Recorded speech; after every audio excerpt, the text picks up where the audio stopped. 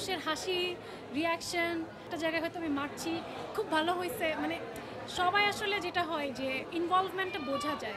চেয়েছিলাম একটু ডিফারেন্ট কিছুই করতে, সো এটা একটা চ্যালেঞ্জ আমার মনে হয়েছে যে নেওয়া উচিত, যেহেতু আর্টিস্ট আমাদের সকল ক্ষেত্রে শিল্পে কাজ করতে পারি আমরা, তো সেটাই আসলে প্রচেষ্টা ছিল যে এই ক্ষেত্রটাতে যেহেতু আমি এক্সপ্লোর করিনি আগে, আমি তো চেয়েছি একটু ডিফারেন্টভাবে এক্সপ্লোর করি।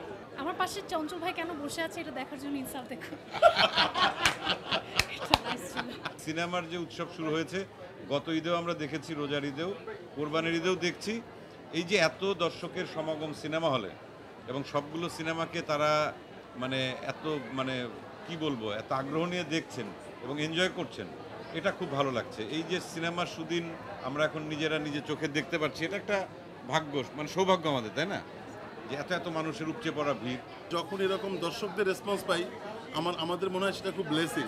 আমরা অনেক বেশি ইন্সপায়ার্ড হই। আমরা চাই যে এটা কন্টিনিউ করুক, এবং আমি বলি বাংলা সিনেমার রেনেসা হচ্ছে।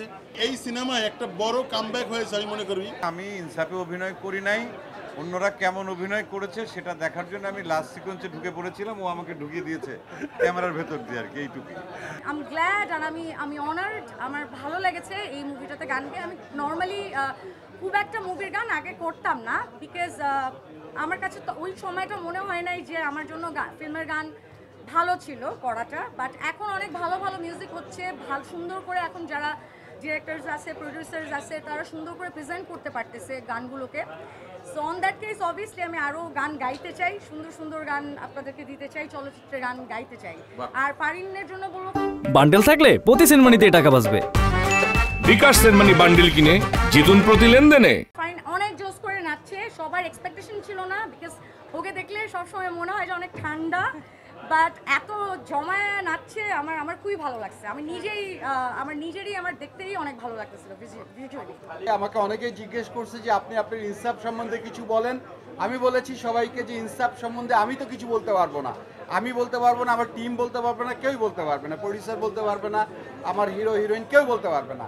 বলতে পারবে সব দর্শক। দর্শক দেখে যদি দর্শক নন্দিত হয় তাহলেই আমরা বলতে পারবো যে আমরা ভালো কিছু একটা করেছি।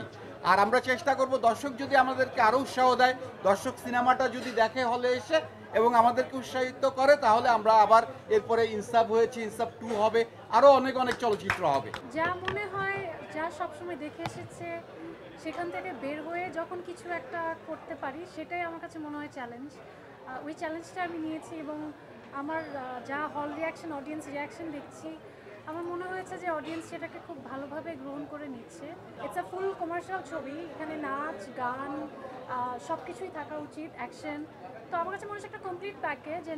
আমি খুব ইন্টারেস্টেড ছিলাম এই কনসেপ্টটা। ফিজিক্যাল ট্রেনিং করতে হয়েছে, মেন্টাল কিছু training, and action itself or action for the camera is very different. আমি তো অনেক ইনজুর্ড হয়েছি শুটিংয়ের সময়, বাট ওই সময় আসলে ইনজুরি মনে হয় না, বিকজ অ্যাড্রেনালাইন রাশটা এত বেশি থাকে। তখন উদ্দেশ্য থাকে যে কীভাবে আসলে সুন্দরভাবে ক্যামেরার সামনে নিজেকে প্রেজেন্ট করা যায়।